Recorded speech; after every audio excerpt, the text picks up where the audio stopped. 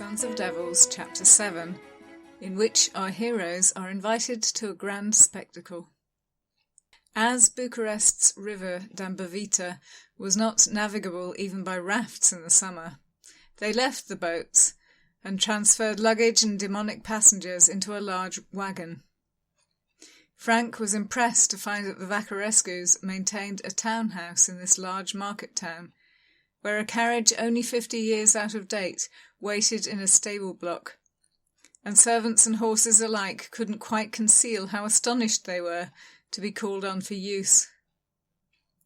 On no occasion during the manhandling of the coffins, now nailed together and disguised as a single strangely shaped wardrobe, from barge to townhouse to cart, did Frank think how easily they might be dropped, broken open, or have their contents exposed to the sun. These thoughts only came to him at night, when Constantine or Elia, or both, climbed effortlessly aboard the moving carriage, wiping their mouths. Then he would remember he had meant to find some way of killing them off, when they were out of the soil and defenceless. He suspected they only allowed him to think it then. It amused them to let him know he was their puppet. But he said nothing, and they only smiled sweetly at him, while Radu hunched on his seat like a raptor, shivering on a snowy branch, and looked at no one.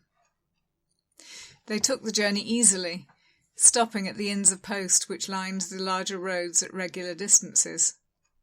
They would draw up to one of these just after dark, have the vehicles taken to the stables. The servants, Mirella among them still, disappeared to take clothes to rooms, prepare fires, and eat their own dinner in the kitchen. Frank and the family would gather for some variation of rough peasant stew and mamaliga, a savoury yellow maize paste that seemed ubiquitous as bread. Then he and Radu would drink a glass of wine and talk about history and pride, politics and regrets. At some point in this ritual they would look up and find that the Strigoi were no longer there. Then the conversation would falter a little, as both of them tried not to think about what that meant, who they might find dead in the morning. It was worse, Frank thought, on these nights, surprised, to bring the demons to little townships that had not had 500 years of experience with them. Here death would come with horror instead of resignation. Radu's reluctance to take the creatures out of their native setting seemed wiser now, less like a petty child saying no just because he could. When they could get a private room, they wedged the door shut from the inside and slept together, because Frank was a new man now, and had decided that his time of mourning was behind him, and he would take what was on offer and be glad of it. What is there to be ashamed of in this, in comparison to the blight we carry with us in the wagon? Radu had asked, when he was skittish and reluctant the first time, and that was God's own truth. Besides, afterwards he had continued the thought, hands behind his head, staring up at the lace of dusty cobwebs beneath the sloped roof. Just think how this must choke them. Frank had raised himself to his elbow and contemplated the rare look of suppressed laughter that he had begun to find familiar on Radu's face. What must? They're getting what they want, aren't they? Because of me? Not entirely. The smile came out of hiding, white and sharp. I understand that the laxity of our morals has been known to distress foreigners, so perhaps you're not aware that in Romania, even for the highest of the nobility, it is perfectly acceptable to have a son out of wedlock. If the family claims that child as its own, no one can consider him less legitimate than the one born into a marriage. So? My parents find me difficult, I believe. In my true father's day, they would simply have said, I wish to go to Bucharest, and he would have taken them. His mind was in the palm of their hands. But me, well, me they have to persuade. They don't like that. I'm still not seeing what this has to do with me. Oh, Frank. At the scoff of exasperation, Frank grinned. He was still many layers of fragility, a flaky pastry made up of devastation and guilt. But at least one of those layers had hints of contentment in it, and with the revelation of his innocence and the ending of the threats to his life, he had begun to rediscover his own ability to laugh. Let me spell it out then. Suppose I had a mistress or a concubine or two. Sooner or later I would have a child. That child could be their heir. Their future possession of their estates would be secured, and I could be conveniently disposed of. Instead, what happens? He shoved Frank back. You arrive, and you're beautiful, and you save me from all of that. Not quite what they wanted, eh? A child is one thing I certainly can't give you. I don't want this to continue. I don't want to bring another child into this situation, to hand the family curse on with the estates. But I don't want to live my life alone. You are very useful to me. A cold declaration, perhaps. It took Frank a while to set the words in their right context, and see how the meanings changed by it. When he considered that with a mother like Elia, his lover must associate sweet, fine words with insincerity, he gradually found it reassuring enough. To be useful was good. To foil the plans of the Strigoi and save some future child from slavery, and to save Radu himself from cold inhumanity and isolation at the same time. These were admirable things. If I can help, he said, tucking himself back down beside the other man in unexpected content, I'm glad to. In Bucharest, the Vacarescus family had a holding and townhouse on the east side of the Dambavita, in among the parklands and the casas of the other nobility. An old house with heavy, squat walls that would have withstood the cannon fire of less advanced ages. It just avoided being a fortress by the number of its balconies and colonnades. It glowered over parklands of carefully cultivated lawn, which swept down to the wide, shallow marshland around the lazy river. Under the heat of the last week, the river had all but disappeared, only visible as glints among thickets of lush green reeds.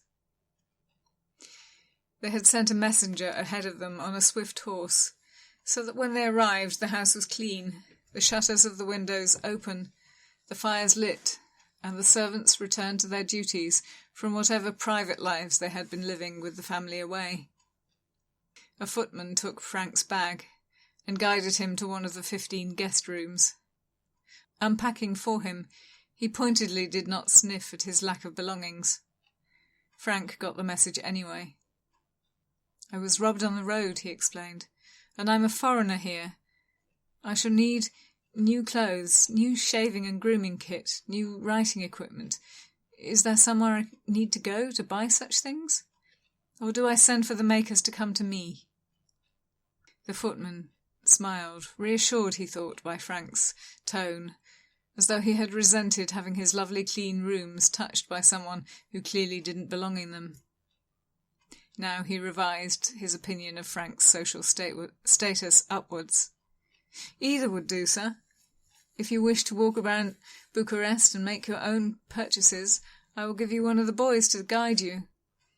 But I think perhaps we should summon the tailor here first, so that you may appear to the best advantage when you are seen.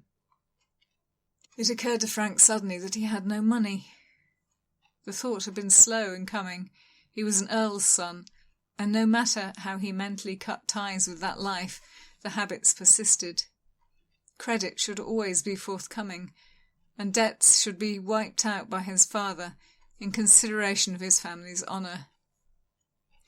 Certainty that he had the means to buy whatever he needed lingered even through the knowledge that he was no longer the same man.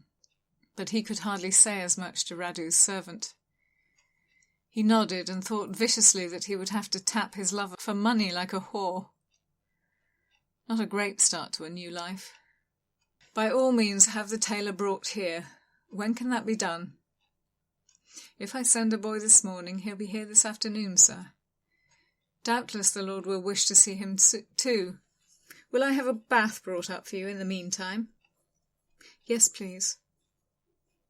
Cleaned and redressed in his cast-offs, Frank leaned from his window and watched as the box containing the coffins was wrestled out of the wagon by 4 stout fellows and taken to a stone building, a chapel or a folly, in the grounds, surrounded by marsh on 3 sides.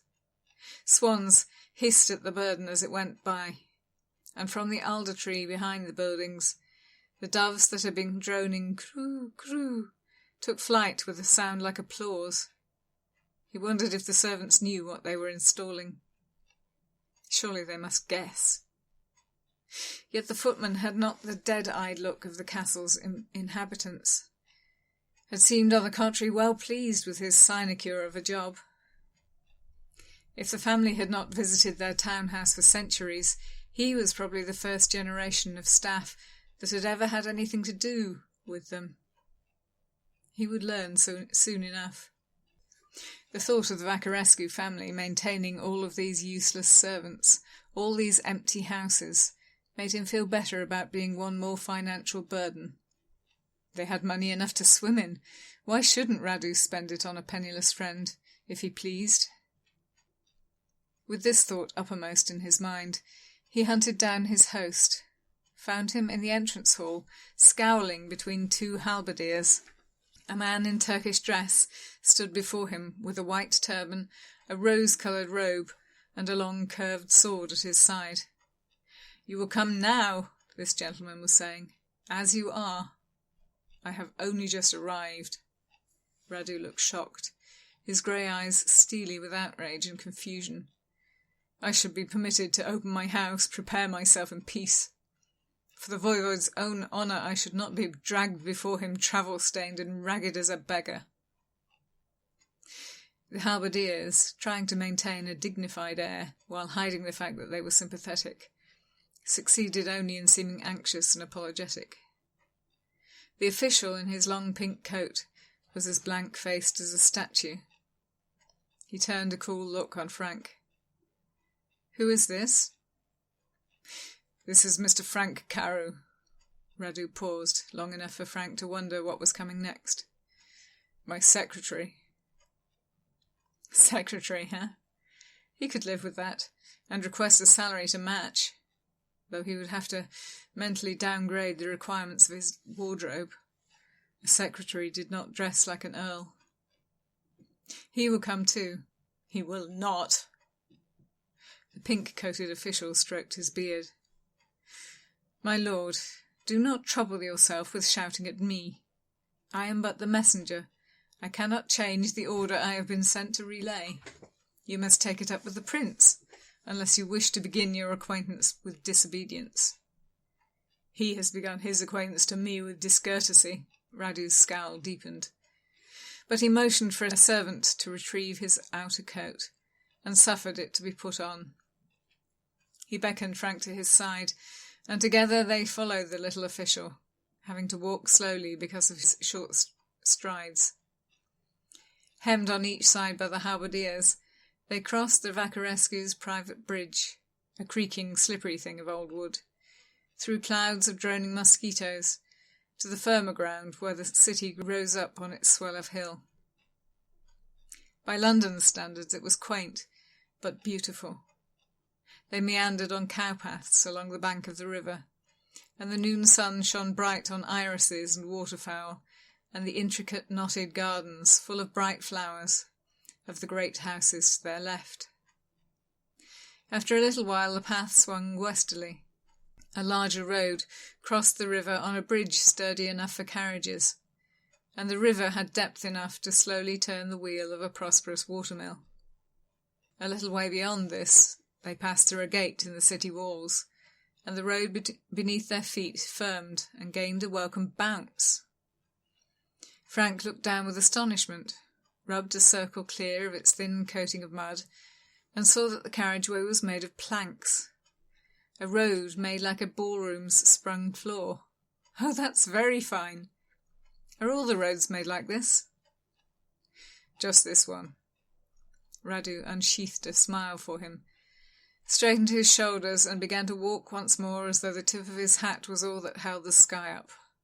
Frank had long suspected that some of his arrogance was feigned to cover the knowledge of his powerlessness, but he still liked to see it. This is Mogosaya Bridge. The great Prince Brancoviano brought it to connect the Palace of Bucharest with his summer palace at Mogosaya, which he also built.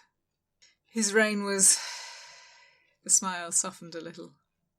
He had brought this little tidbit of information out as a weapon, but now it became personal. His reign was a golden age for our country. He was a statesman, a scholar, a great builder. You see that? He pointed uphill at something. Frank couldn't pick out the exact building in the meringue of white walls and cupolas, the pink and grey and green arched roofs. That's the hospital he built. And that's the monastery Bishop Ivirienu built in imitation of him. He had a vision of us as a nation, and he turned that vision into architecture, influenced by the West, by your people, the French, the Saxons, rooted in the history of Byzantium, but with our own particular style, dignified, forward-looking.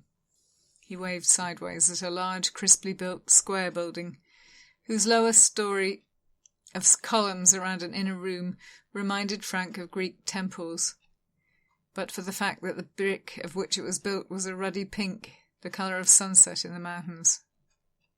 That is the institute he built for our scholars to begin the study of natural history.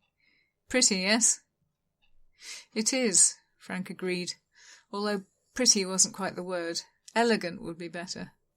Elegant would convey the feeling of restraint, if not the reassuring solid strength of the style. The scholars never got through the door, Radu went on, with a sidelong glance to make sure Frank was getting the point. It's an inn now, much like the palace. Brancoviano was denounced to the Turks, and he and all his sons were executed in Istanbul, his property seized by the state. He was a traitor. The official paused between one footstep and the next, cast the observation over his shoulder very mildly for all its force.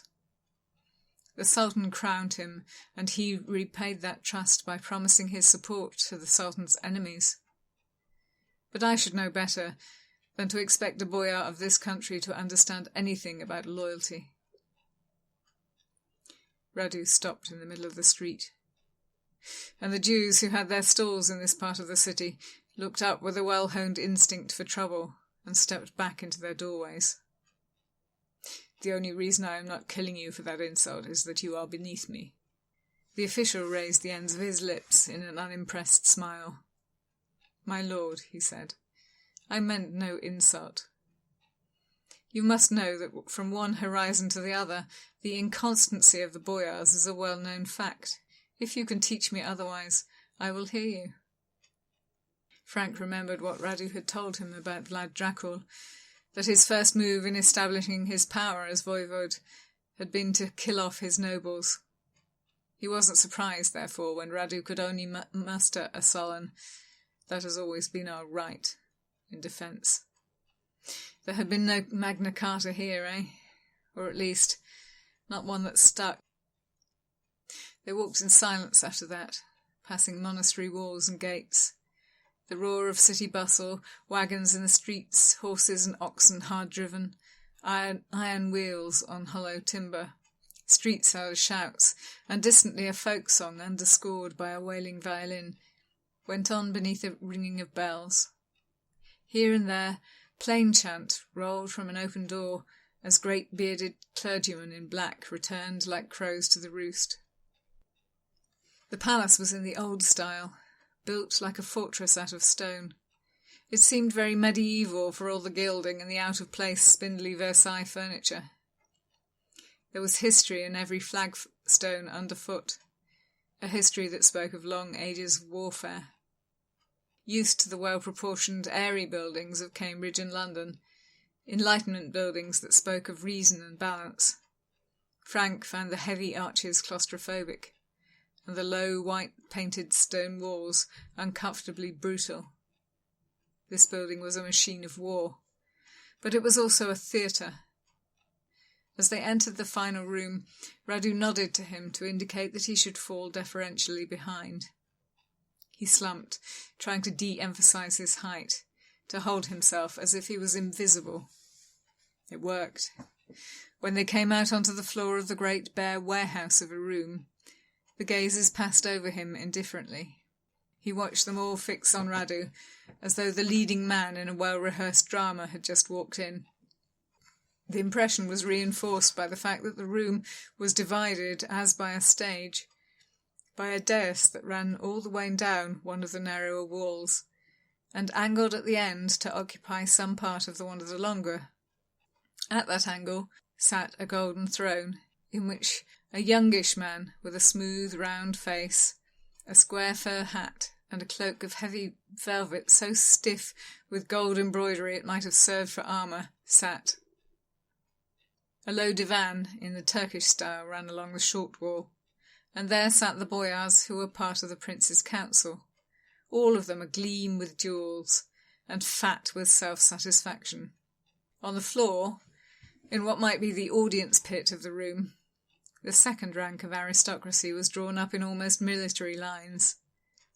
Men without a position at court, men who didn't have the right to wear a beard. They too were a hothouse full of butterflies, their silken kaftans contrasting strangely with their beaver-skin hats. Next to this world of opulence, Radu's travelling clothes, though they were of fine green wool lined with wolf fur, looked so out of date, so aggressively abstemious, that they might have been an intentional insult. More than one onlooker stiffened at the sight of him, as though they had been personally rebuked. Radu reacted to this sudden metaphorical chill by standing up so straight he could have been used as a caryatid. He strode to the foot of the throne and looked up, silver eyes as cold as his reception. "Oh, don't," Frank thought, when the pause stretched on long enough to make it seem doubtful whether Radu would kneel at all. Was he here to destroy his family in the easiest way possible? To go out in a blaze of defiance and take the Vacarescus with him? The prince raised a bushy eyebrow. Whispers hissed from the far corners of the room. Frank tried not to think too hard about what being impaled would feel like. And then Radu knelt, very correctly, as though the excellence itself was a rebuke. The faces around Frank had all iced over, motionless, thoughts as unseen as winter seeds waiting beneath the snow. "You were not present at our coronation," said the prince, in a light, dry voice. He looked soft physically, rounded and comfortable, but his eyes were as sharp as the Stregoy's fangs. "No, your highness. We received your gift and your apologies by proxy, and under advisement from our council we allowed this. Your highness is most gracious." "I am." Prince Mavrocordatos gave a wry smile. It was, Frank thought, looking at the two of them, very much like a meeting between past and present. And Radu was the past. His was the old feudal style of the 15th century, passed down directly from those who had lived it. Mavrocordatos, though, was a clever man, a man of intellect, a politician, soft-spoken, insinuating, and thoroughly in charge. "You were told you could make your obeisance to me at your earliest convenience. That was in 1737. It has taken you 5 years to find it convenient." "Yes, Highness." The prince leaned forward, elbow on his knee. Light hit more of the back of the golden chair and threw a halo around him. "In fact, the only reason you are alive at all is that you did not come to the coronation of Mihai Rakovita either, nor of my father, nor that of Stefan Cantacuzino. You are not partisan, at least, in your neglect. What have you been doing up there in your mountains that was more important than your duty to the port?" Some of the frozen faces on the dais twitched, with an emotion Frank couldn't read. Was it possible they knew? that they too were complicit in hiding the monsters, learning to get along with them. "I have been containing a plague, Highness." "And now the plague is cured?" Radu returned the urbane smile. On him it looked less like a scalpel and more like a sword. "After many years it has finally left our region. That being so, I took the chance of leaving too." Perhaps it was the hint of a lie that made the prince's smile broaden.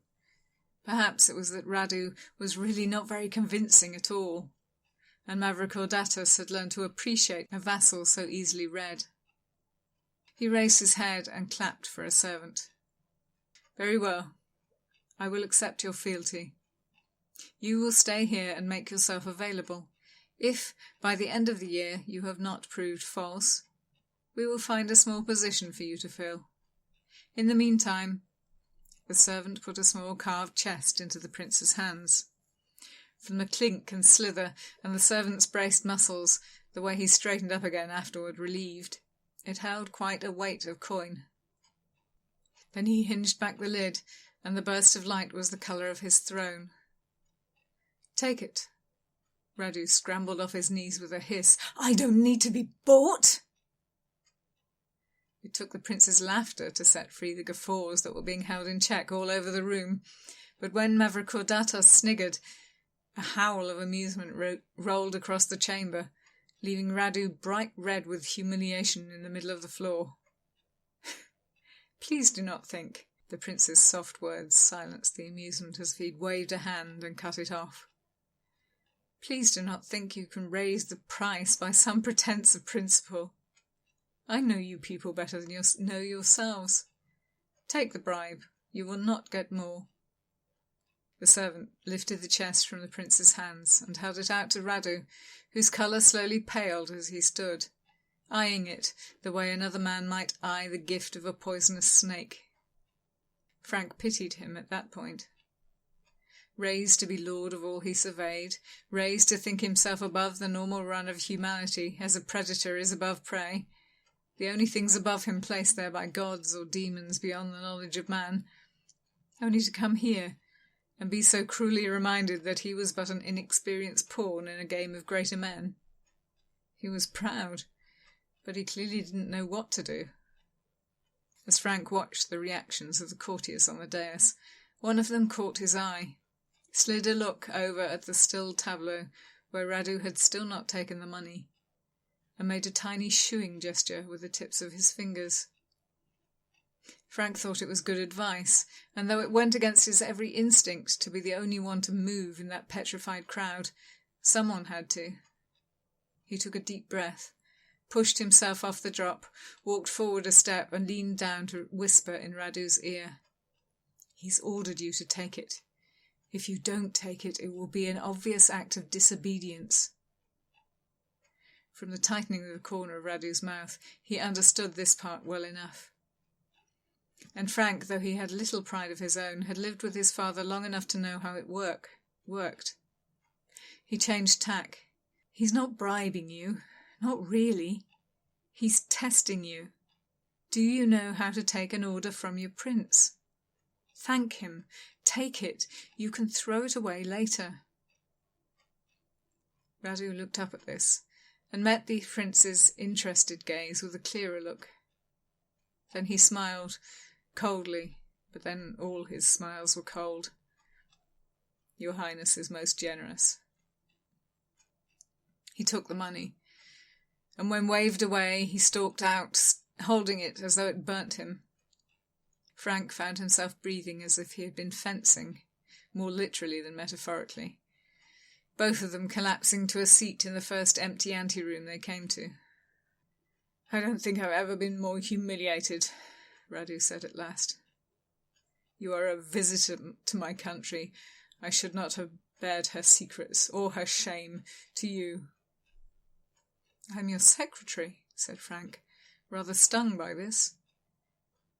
"I may not have been born in this country, but she's been kinder to me than my own. I intend to love her for your sake." Radu sighed and sat up straighter, rested enough, ready to go on. I said secretary off the cuff because I couldn't think what else to say, but if you want the position, it's yours. Frank laughed. Half a release of tension and half a feeling that he had been floating downriver for a long time and had finally come to shore. I saved your life in there, you know. Radu bowed his head, but there was a wariness in his expression that showed he had begun to realise when Frank was not being entirely serious. You did. So can I be your librarian too? A soft exhalation as Radu laughed in return. And then they were left grinning at each other, recovered mostly. You value my life remarkably little. This, Frank thought, though he found it as difficult to judge Radu's sense of humour as Radu did his, was meant as a joke. He treated it as one. If I could spend the rest of my life repairing and translating old books, I would think I was in paradise. Your ambitions are as commendably small as your actions are wise. The sonorous voice from the doorway startled them both. A man round as a fool's bladder came in, preceded by his stomach, trailed by a cloak of sky-blue silk lined in sable. It was Frank's friend from the dais, his expression now open and kindly.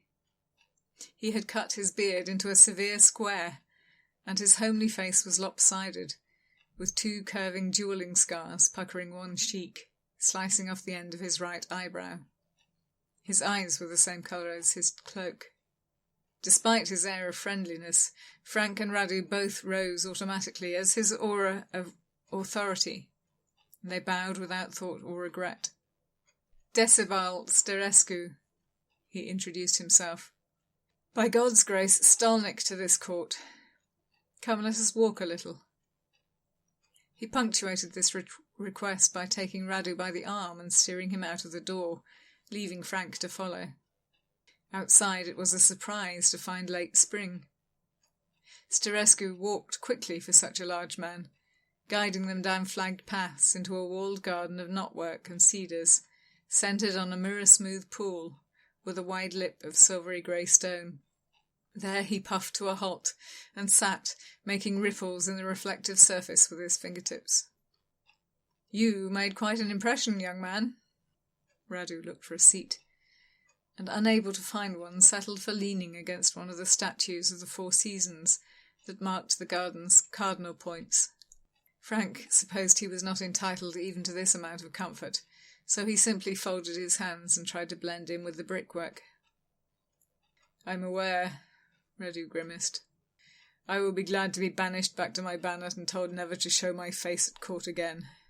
Oh, Sterescu smiled. What's even better is that apparently you don't know what that impression was. A bad one. Radu rubbed 2 fingers beneath the brim of his hat and looked weary. Not at all. Shall I tell you? There we all are, drawn up in our silken Turkish finery, lounging on our divans, worrying if we're 5 minutes late to the latest fashion, agonising over whether the turn of our recent good morning to the prince could be taken as less than perfectly respectful. And there you are, dressed for riding, ready to die for honour, and choking on a lie. You made us feel very old and ashamed. I didn't. What's better is this, that you did this under the prince's nose. Either he accepts that you are, as you appear, blazing with a rather antiquated honesty, or he suspects that you are fiendishly clever enough to use that appearance knowingly, to be playing a deep game. Whereas actually I'm a rustic up from the country and finding it hard to adapt. Sterescu laughed again. Oh, that's what you wish us to think. The big man cut off any objections with a raised finger. No, I wanted to thank you for reminding me that we were warriors once, and to invite you to a ball at my house on Friday night. Come meet everyone in a less daunting setting. I can promise a spectacle such as you've never seen before. You'll never guess who I've lured to entertain us. Gabrielle Giroux, the great illusionist of Versailles. It was difficult to get her to travel so far, but my daughter persuaded her in the end. No one, can say no to Ecaterina. He rose and dusted himself off, his robe making him look like a great ball swathed in a golden curtain. Sapphires sparkled in his hat. "So you will come?" "I will be honoured." Sterescu darted another meaningful look at Frank, but this one he found he couldn't translate. "Have you decided what to do with the money?" "I thought I would use it to buy a present which I could give to the prince." The older man laughed again. "Ironic," he agreed, "but a little too pointed. You could endow a monastery, build a church." Frank was struck suddenly with the thought of the peasants he'd seen, driven off the land, piling all their furniture on wagons and heading for Transylvania, where the taxes were less punitive and they could actually afford to eat. "Send it home," he said, astonished it hadn't occurred to anyone before. "Give it to your people to pay the taxes with. You'll be giving it back to the prince in essence, while doing good for your country at the same time." The boyars grinned together, and at that moment Frank could see why Radu reminded Sterescu of a vanished youth. There was a fleeting resemblance of them, marker of a long shared history. "Perfect." "Your servant's name?" "Forgive me," Radu rubbed his smile off with an open hand. "This is the Honourable Frank Carew, the son of the English Earl of Huntingdon. He has honoured me by agreeing to take a place of my household, but he is my companion, not my servant." For all Frank claimed to have no pride, being overlooked and dismissed from a conversation had rankled. This warmed his heart. It also warmed Sterescu's expression. "Ah, I should have known no mere servant could be so wise. Forgive me, sir, and please you must come to my party too." "I cannot think of anything that will please me more," Frank said truthfully, still glowing a little at the thought that Radu at least did not think him suddenly lesser. Just because his father had tried to murder him didn't take away his breeding or his upbringing, by which he was Radu's equal. That equality seemed suddenly very important to preserve, illusory though it was when Radu was paying his wages, and doing so, moreover, just because he liked Frank's pretty face. He'd never understood why women made such a great fuss over the desire to possess their own property or make their own wills, but the more he found himself dependent on a lover's charity for all material goods, even for such nebulous things as whether his pride mattered or his station was acknowledged, the more it all became perfectly clear.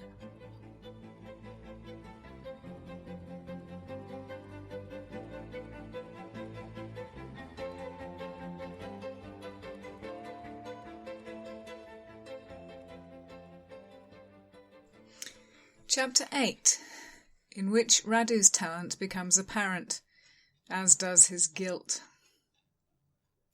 Radu had learned to appreciate the surfaces of things.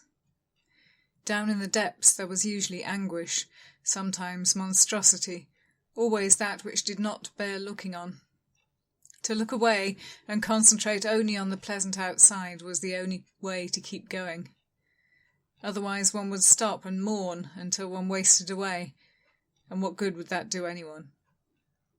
So he enjoyed the week as it came, bringing sunlight to long-closed rooms.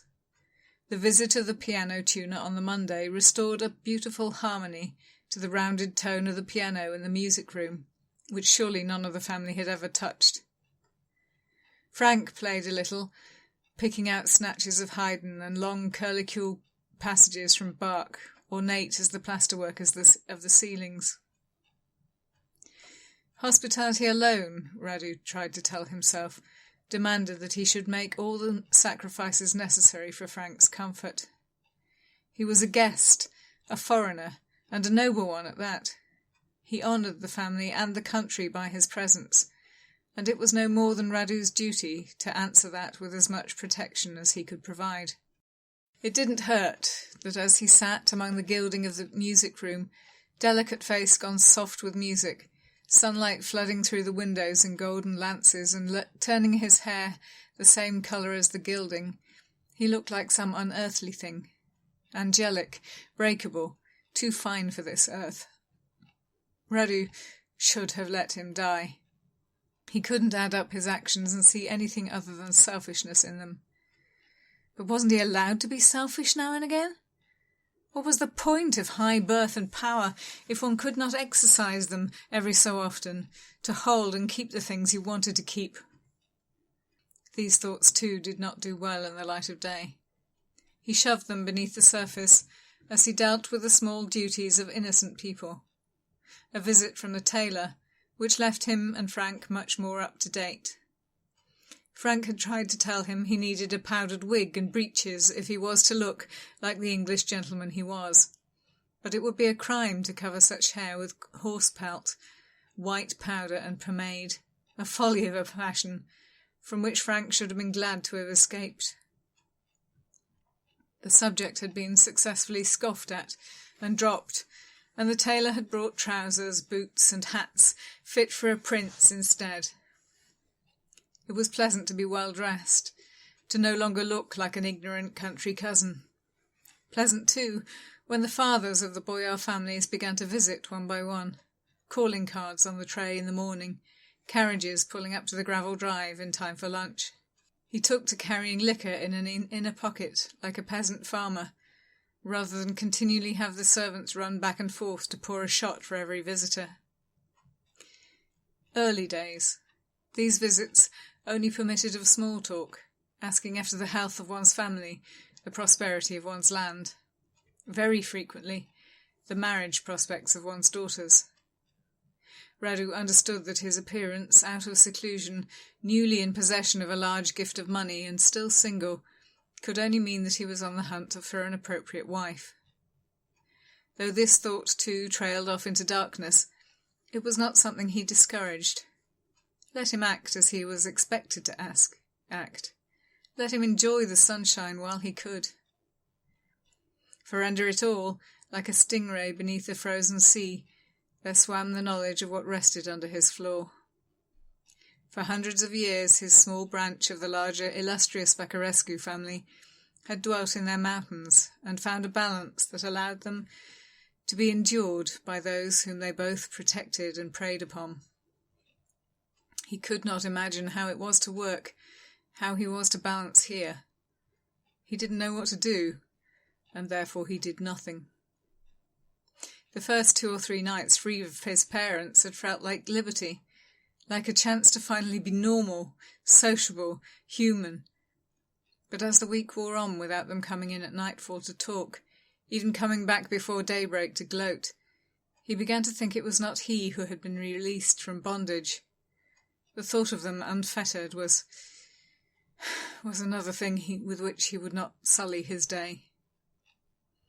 He allowed himself to be carefully dressed for Decibel Sterescu's ball, to enjoy the sight of Frank in a green silk sash and a long brocaded brandy-coloured coat, to enjoy the carriage ride, open-topped, so the lowlier denizens of the town could gawk at his splendour, through oak-lined avenues gone blue and cold with evening twilight. Out to a great circular drive packed with carriages, ambling now as each paused at the wide-open doors of the long, white house, long enough to disgorge ladies with skirts swaying like cathedral bells beneath exquisite lace aprons, and men sparkling with jewels, as peacock-fine as their wives.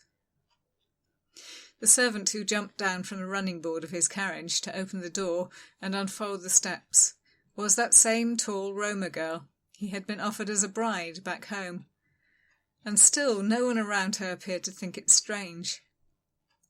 She'd been offered in place of a Vlach girl, she'd been a boatman, and now she was in the place of a footman, looking up at him with the beginnings of impudence in her honey-brown eyes. He wasn't sure why he had not challenged her the first time, why he continued to preserve her unspoken secrets. Perhaps the first time, believing she would be dead by the end of the night, it had not mattered so much that no one but he could see the darkness of her skin.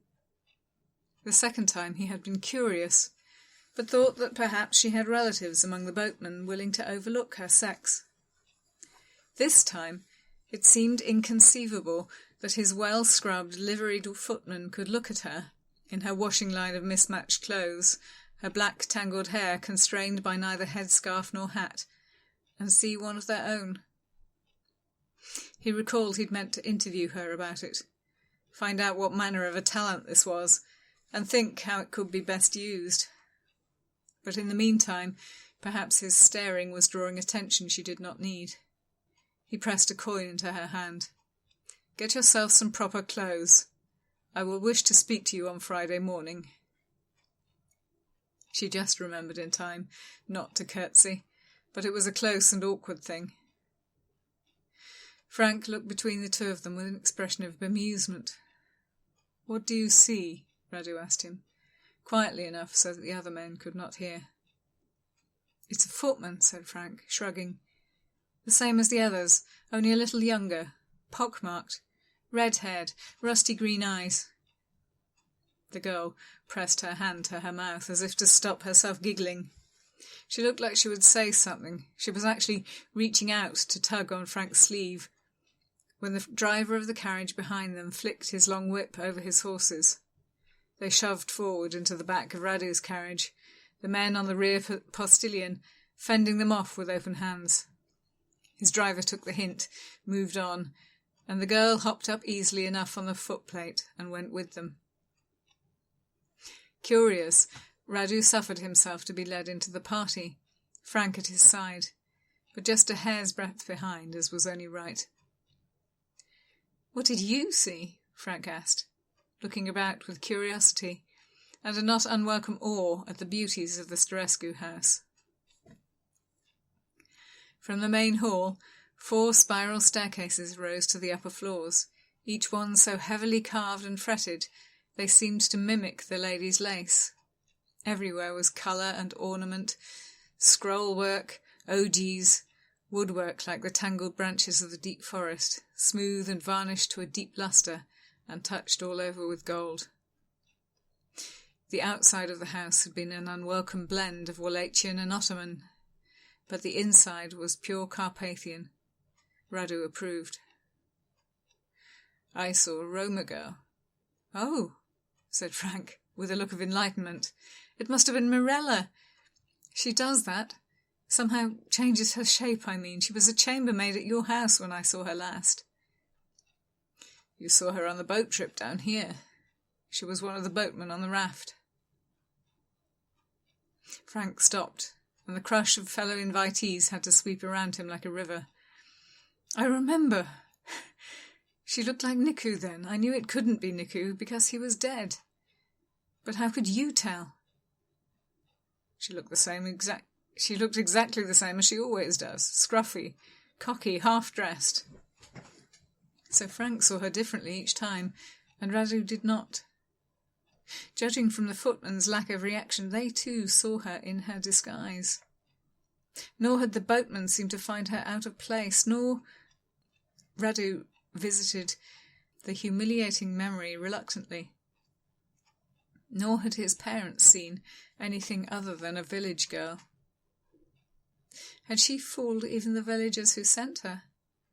Or had they, knowing her talent, sent her in preference to one of their own, hoping she would fool him too? A stirring of something began under the murk in his heart, lightening it from within. He had always thought himself a resolutely unremarkable man, one occupying the place of a hero without any of a hero's natural gifts, weaker than the things he had been given to control, helpless even. Yet did he, of all people, have a gift of seeing the truth? How ironic! He wondered what he could do with it, how easily it could be turned into a weapon. He was still wondering when the pressure of the crowd swept them up again, scoured them along the rest of the corridor, and deposited them, jostled and hot, in the first great dining room. There Sterescu welcomed them with open arms, and another shot of liquor. Radu was grabbed by the elbow, turned around to face an older and younger woman, and a teenage boy, all in shades of blue silk that complemented the Chancellor's outer robe perfectly. They would have looked well, composed in a family portrait. "My wife, Sanda." She was a handsome woman, whose beauty was a little marred by an oversized nose. He tried not to look, but guessed from her amusement that he hadn't succeeded. "Our son, Stefan." The boy's flicker of a smile told of shyness, partly conquered by willpower and long training. After which the whole family turned, like planets to their sun, and broke out in the most fatuous grins, as the girl put her hand into Radu's to be bowed over. "Our daughter, Ecaterina." From the radiance of their parental pride, he expected a goddess, but she was a startlingly average girl. Middling height, a little too thin to be sensual, her mousy hair not justifying the ringlets in which it artfully escaped from her elaborate headdress. Her features were unremarkable, except for the port wine stain that spread like a new burn across the right side of her jaw and onto the lower part of her neck. Her hazel eyes were quick and expressive. She, too, had been all but glowing when he first raised his eyes to her, full of pride and the certainty that she would dazzle. They stood what seemed an inordinately long time, looking at one another, with a sense that a step had been missed in the dark. Her expression and the expressions of all those around him passed into puzzlement. Ecaterina frowned at him, and then a kind of intellectual curiosity sharpened her face as she leaned in and almost seemed to sniff him. "I am very pleased to meet you," she said, doubtfully, drawing back her gloved hand and rubbing it. "Are you a practitioner of the arcane arts at all? St. George's cloak is on your land, I understand." "It is," Radu agreed, wondering what had just happened. "But I am a sceptic where magic is concerned. So much of it is chicanery and coincidence, and the operation of men's fertile imagination and fears. I have seen many rational men claim to be able to do magic, and none of them could prove themselves before me." The onlookers gasped, as though he had done something astonishing by contradicting her. Even Frank was watching the girl as though he couldn't believe she existed, his mouth fallen open and his eyes dazzled. Ecaterina herself only looked intrigued. He had the impression that she had forgotten her onlookers existed. They were a painted backdrop against which she shone, but now she had found something better, something that interested her more. He couldn't help but be flattered. "I hope you will come to my salon on a Wednesday evening," she said. "All the best people in Bucharest with an interest in theurgy attend. We are making some progress into understanding the art. So many of the ancient books are tissues of fantasy and cannot be relied on. It is worse than starting from ignorance, having to test all that is already written to find the truth in it. A sceptic would help us a great deal." Frank spoke hesitantly, as though she overawed him, as though he didn't feel himself worthy to stand in the same room as she. "I have some small gifts. I will be interested in learning how to use them more fully. Might I?" "Of course!" She beamed, and steered Frank to a seat next to her, looking at Radu sideways as she did, expecting, what? For him to be jealous that she was paying more attention to another man? The thought was laughable. Or it would have been, if he had not caught that exact emotion on the faces of half the onlookers. A flash of tight, possessive rage through every man in the room. Ridiculous. Unless, again, he was seeing something that no one else saw. Once they had sat at the long table, and servants brought the first dishes, sour soups with meatballs and mushrooms, he had time to notice Sterescu looking at him doubtfully, disconcerted. It reminded him that he was a single man with a large estate, and Sterescu was the father of a daughter of marriageable age. Perhaps it would have been polite to look more impressed. It simply hadn't occurred to him. The girl gave him the impression she would rather pick him apart under a microscope than let him court her, even if he wanted. And there were two things that stood inexorably in the way of him wanting to ever court a wife. "What do you see?" he asked Frank again, while the empty soup plates were being shoved aside to make way for platters of beef stew and cabbage rolls, mamaliga and stuffed peppers, skewers of mutton and pork and chicken, with onions and tomatoes, seasoned with rosemary, mixed meat sausages with mustard, balls of polenta wrapped around melted cheese, red beans and pickles and pilau. Frank was holding up his soup bowl in one hand, his plate in another, as if waiting for someone to come and take one away. His expression was indescribable, but made Radu happier. He looked flummoxed and enchanted and utterly out of his depth. It was charming to see someone who didn't understand the most basic of things. Radu emptied a serving bowl onto Frank's plate, stacked the soup bowl on top of it, and began a little tower of crockery between them. "You stack them," he began. "By the time you can't see over them, you know you've eaten enough." "That's—" Frank's eyes widened as though he'd been about to say something uncomplimentary. "Rather fun," he finished gamely. "What were you saying?" They were thankfully side by side, so he could lean over and, under cover of the music and the roar of conversation, nod up to the top of the table and ask again, "What do you see when you look at her?" Frank gave him a startled look that morphed rapidly into revelation. "She's the most beautiful creature, a goddess, but more than beauty, she has a kind of spiritual perfection. I mean, you can't look at her and imagine she's capable of anything wrong. She's kind and wise and perfect, and you can see all of that in her eyes. Now that you mention it," he drained his wine, had another glass placed beside it instantly. "That is rather hard to believe. You think it's a glamour?" Radu's parents had always told him that magic was for the feeble-minded, for peasants who didn't have enough to worry about in their lives, and must therefore invent curses and witches and spirits to trouble their placid dreams. They, the Strigoi, were as perfectly natural as the mountains, an act of an inexplicable god.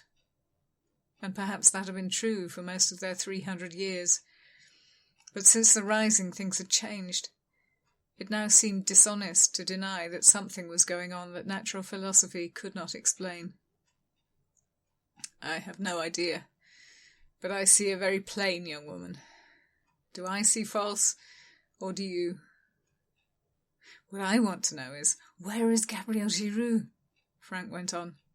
He too was looking a little loosened, merry with wine and plum brandy, pink across the cheeks and the bridge of his nose, and with wisps of gold hair curling all about the brimless lip of his black hat.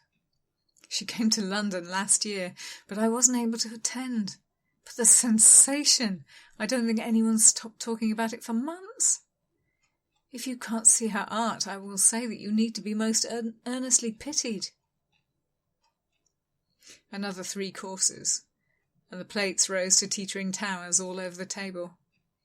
Hot fried pastries filled with cream cheese and jam had given way to halva and chimney cake and croissants stuffed with Turkish delight. Then an incautious flirtation 2 paces down from Radu made the lady recoil theatrically. She flung out an arm, and her puffed sleeve brushed one of the stacks, made it wobble, lurch, and finally tumble to the floor. Crockery smashed and rolled underfoot, knives and spoons pinged off the floor, and the whole company roared with laughter. It seemed to be the signal for those who were not too drunk or stuffed to rise and filter out through the further doors into the gardens. Radu found himself eddied by the crowd, back into a position close to the family. They had taken up their place on one of the upper terraces of a garden that covered both sides of the river valley. A private bridge spanned the Damba Vista's sluggish flow, scarcely more than a hand's width of silver, under what was now a dark sky full of stars. Despite the alcohol, Radu shivered. He had not noticed night falling. He had forgotten to be alert. It would be a mistake to forget to fear the night, but in this company all too easy to do. On the other side of the bridge, a pavilion like a shepherd's hut had been assembled from canvas and flowering creepers. The tent door opened onto a small stage. A light inside threw a slender silhouette on the white walls, odd-looking with bulbous skirts and a huge triangular head. The balcony around him began to fill up. Frank squeezed into the space on his left, and young Stefan, who had been in front of him, angled around to talk over his shoulder. Stefan, too, had the beginnings of the Sterescu nose, handed down from some Roman ancestor, doubtlessly, and paired with his auburn curls and round, solemn little face, he might have been a young Augustus, except that he wanted to talk about nothing but horses. "My father has bought me an Arabian, and I want to go out and ride him, but I have to do this instead." "Which stud is he from?" Radu asked, conscious that the boy's sister was watching him again, with that same look of suspicious interest with which she had favoured him all evening.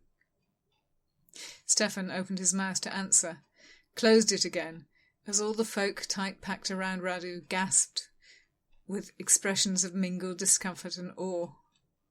"What?" He elbowed Frank. Stefan's head had snapped back to watch the little stage, onto which a woman in an astonishing hat was cautiously squeezing herself. Her skirt had enormously emphasized hips, which she had to fold up against herself in order to pass the tent doorway.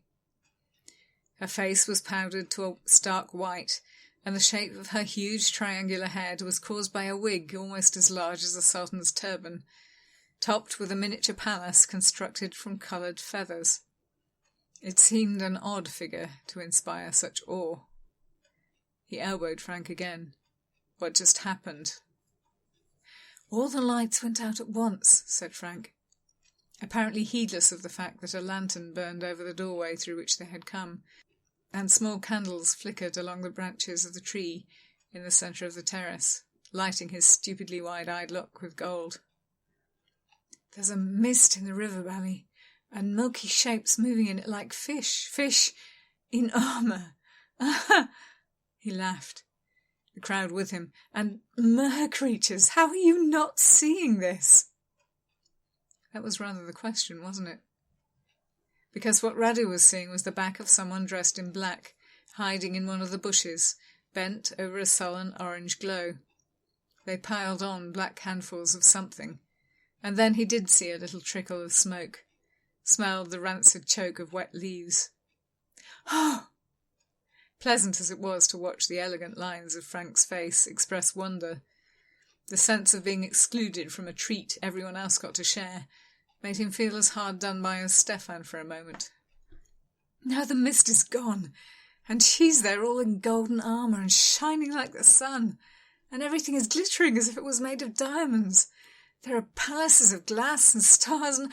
ah!" Stefan laughed aloud and clapped. "Horses," said Frank, grinning, pressing his hands to his ears. "Across the whole sky. They look like they're made of clouds, but they sound like thunder." A second small fire had been lit by the river, and shone doubled, tripled.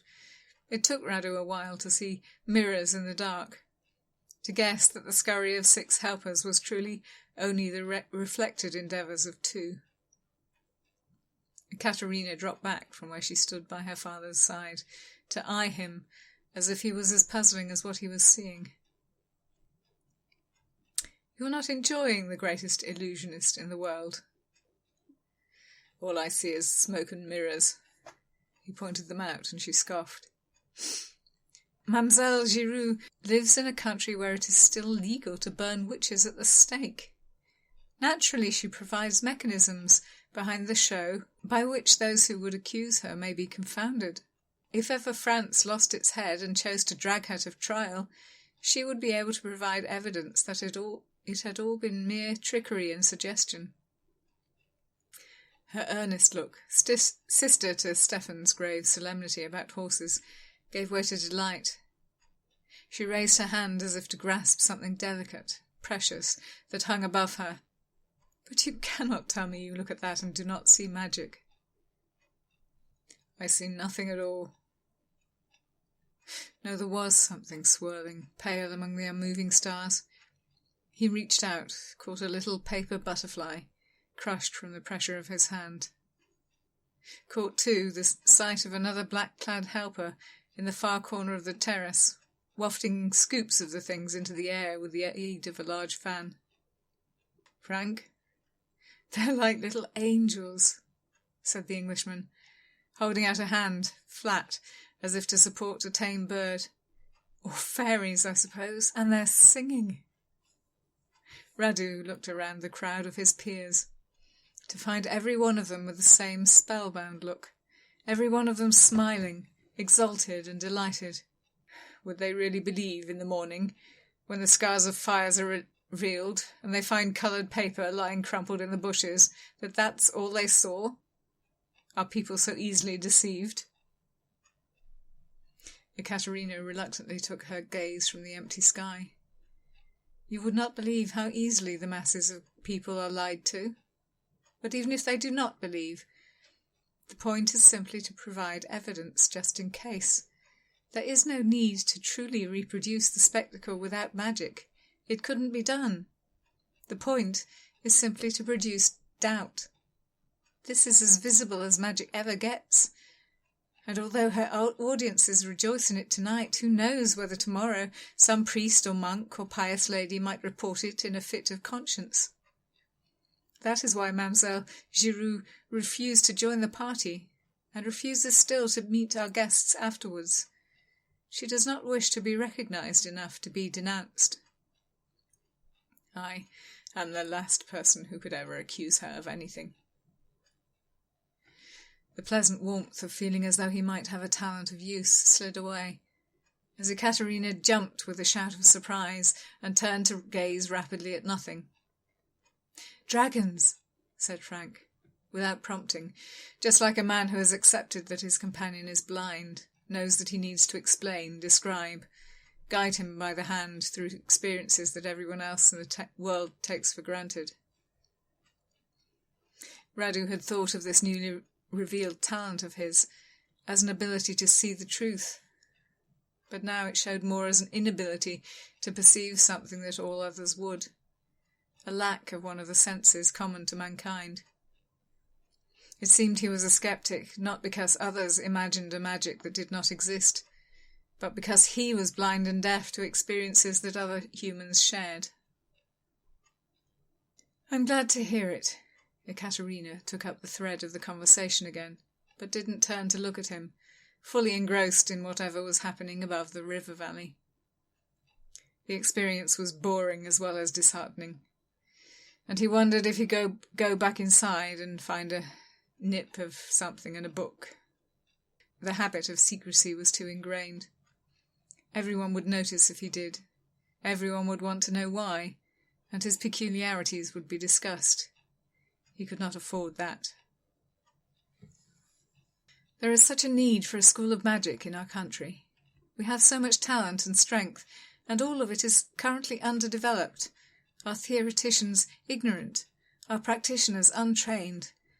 We cannot afford to allow it to continue, not if our neighbours discover how to harness it first. The thought was intriguing. If magic did exist, and he had to admit it was beginning to seem likely, then perhaps this was a new possibility of working out his situation with least damnation to all. Magic could do anything, yes? Then perhaps it might be possible to reverse the curse on his parents, to make them human again, to let them live out their remaining years and atone and repent, so that when they did die naturally they would have no reason to come back. It was on his tongue to ask, "Can magic cure the Strigoi?" But that would be a loose end that demanded to be pulled until it had unravelled all his secrets. "If I believed in magic," he allowed instead, "I should like to know our country was well provided with it. Frank came here from England with a friend who studied it."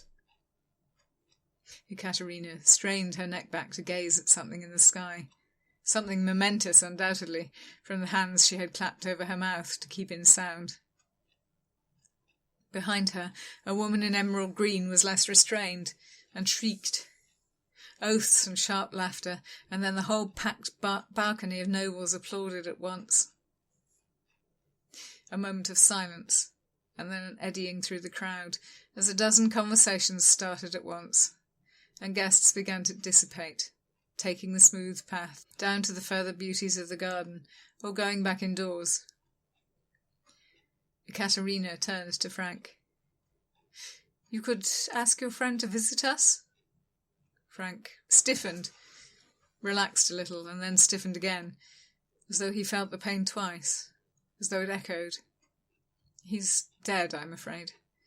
A bandit attack." "I'm terribly sorry." It looked like a formality to Radu, but Frank must have seen a more sincere portrait of sympathy. He ducked his head and gave an embarrassed smile. "I don't suppose you have his notes?" Radu bit down on a laugh. Ruthless girl. He quite liked that. "Everything was lost," Radu answered, sparing Frank the need. "Though if you put out a reward for them, it's possible the bandits may find them again. But it shows they're taking the subject seriously in England, yes? Perhaps you might find someone at Cambridge with whom you could correspond." By way of apology, Ecaterina took Frank's arm. He looked alarmed and delighted at the honour, like a fawn lured out of hiding by its loving mother. "You must absolutely come to the salon and tell us all you know. Bring your friend, and anyone else with a gift that you know of. There are not so many of us that we can afford to turn anyone away." "Anyone?" Frank asked, still looking at her as if she was an angel come to earth. "Of any rank? Of any race?" "Go to hell." Radu didn't choose to move the weight of his habitual silence, but he allowed himself some inner incredulity and amusement. Frank meant to bring the Roma girl. What was her name? Mirella. That would be something to watch. Ecaterina's fierce look gave way to uncertainty. He wondered if she feared Frank would bring a Greek or a Turk. "If you think they have the interests of our country at heart," she managed at last, giving as little cause for offence as the diplomat's daughter she was. "It's remarkable," said Bogdan Ilionescu, the highest ranked of the onlookers who crowded around Frank's chair. They were all, as far as Radu could see, admiring the empty palm of his hand, but he gathered that he was, as usual, missing something important. Ecaterina's salon turned out to be a meeting with a cross-section of Wallachian society, from Roma seers and witches to boyars of Radu's rank. The meeting was held in a large apartment rented for the purpose in the centre of Bucharest's artistic quarter. It was brightly hung with Altinian carpets and filled with furniture in the French fashion, rose-pink beneath the warming spring sunshine. May was passing into June, and summer could be felt prickling at the skin at midday. Winter's cold battled fitfully with summer's desiccating blow, and one wore linen waistcoats and carried a fur-lined cloak against the two extremes. Tea was being served, a new fashion he did not see catching on. The proffering of small meat rolls and dainties was well enough, but Frank was the only man not to have brought his own alcohol, and switched it at once for the steeped leaves. "Are you going to tell me, or are you going to leave me to guess?" "You really can't see?" If he'd known that attending this soiree meant being prodded like an experimental specimen and looked at like some kind of prodigy, he would not have come, Frank's protest notwithstanding. Next time, now he had a proper introduction, the Englishman could come on his own. He certainly seemed to be causing almost as much of a stir in his own right. "Domnul Ilionescu here can call fire," said Frank, still holding his hand as if it was full of something. "When he showed me how, it wasn't hard for me to do it either. Apparently that's not normal." Ecaterina put down the large volume she and a companion had been examining at another table, dragged herself over. She looked worse than usual today, her eyes bloodshot, and the bags beneath them so dark as to look bruised. She moved badly too, as though her knees and hips ached. "Typically those who have a gift, she said. "They can make fire, but cannot influence water. They can herd mice, or bake excellent cakes, or see into the future. One gift for one person. But Frank here seems to be able to learn to do anything. He's shown us that he can call sunlight and darkness. He can see into other rooms through the mirrors. His swift understanding of languages may also have some magical component." "They say I might be." Frank smiled the little depreciating smile he used whenever forced to talk about his own virtues. "I might be a true mage. That's rare, apparently. I remember Prothero saying as much. Many people have magic, but only the mages use magic. That's what he said." "My mother used to say the same," Mirella agreed. She had put Radu's money to good use, and now wore a sturdy red skirt, a clean blouse, and waistcoat and headscarf, although there were boots rather than shoes under her feet, suggesting that she had not shed the habit of wearing trousers as well. He didn't know what she looked like to the others, but from the way the other witches had taken to her, the way everyone startled a little at the fact that she had dared to speak, he thought perhaps she was being herself. "Most people have a little dash of power, but it's still only the wise ones who have enough to do everything." She grinned at her compatriots, who didn't look happy to have their secrets shared with a Gorgio. The disapproval only made her tilt back her head and laugh. "We should have a toast to Frank, first mage of Bucharest. Maybe a party. Now you have to show us something else, though. What else can you do?"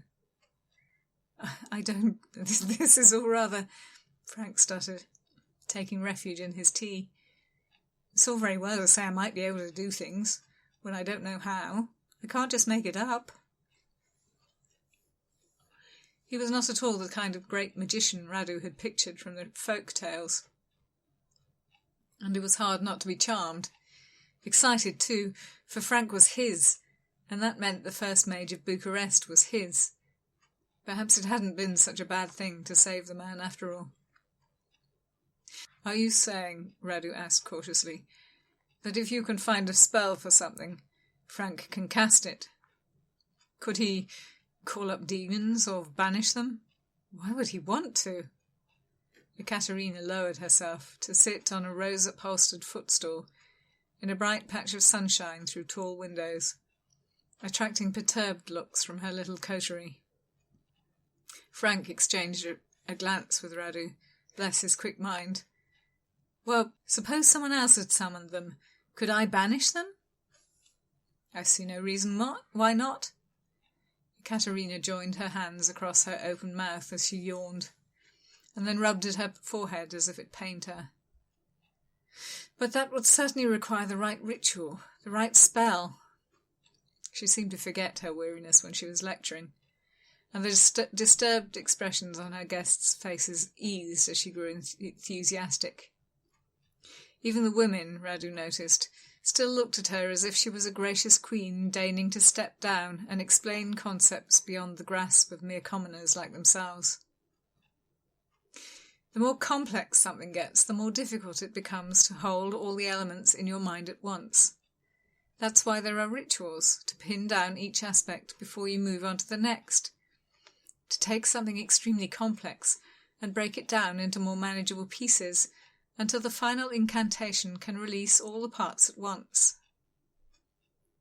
She yawned again, and yes, it was close and warm inside the room, and the heavy air smelled of old books and hot bodies wearing too much perfume.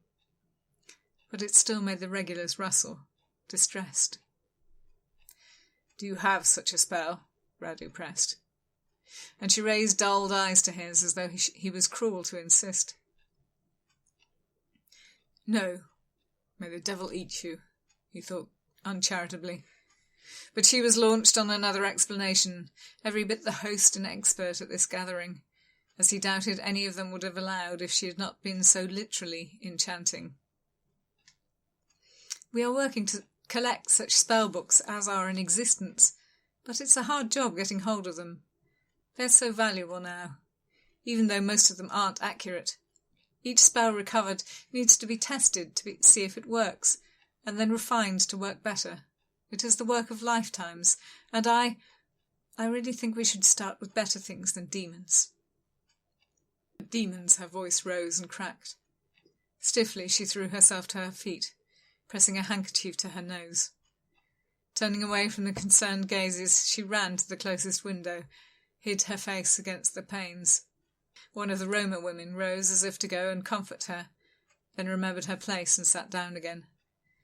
It was Bogdan who went to her shoulder, leaned in, and in a good combination of bold and concerned, as though every right to ask, he said, "Your ladyship, what is it?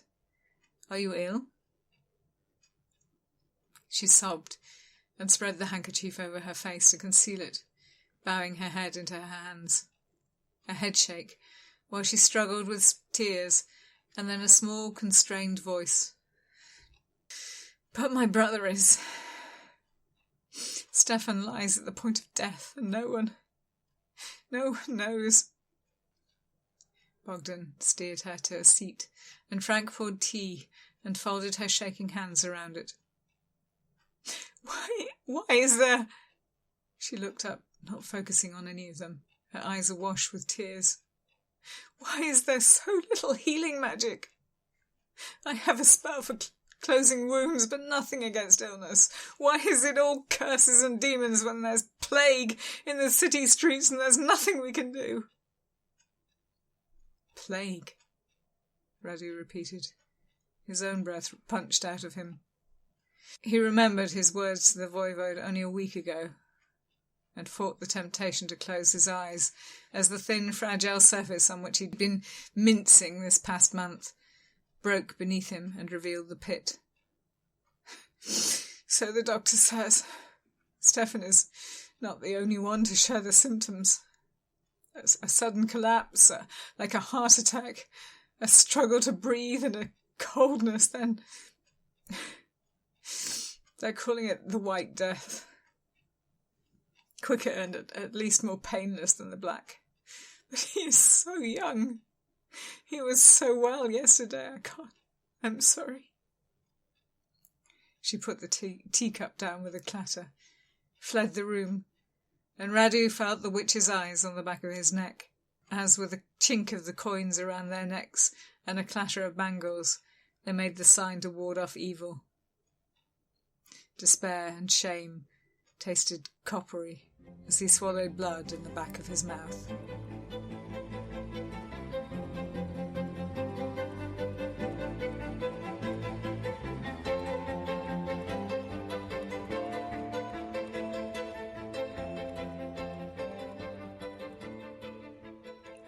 That was Chapter 7 and Chapter 8 of Sons of Devils by Alex R. Oliver, read by Galadir.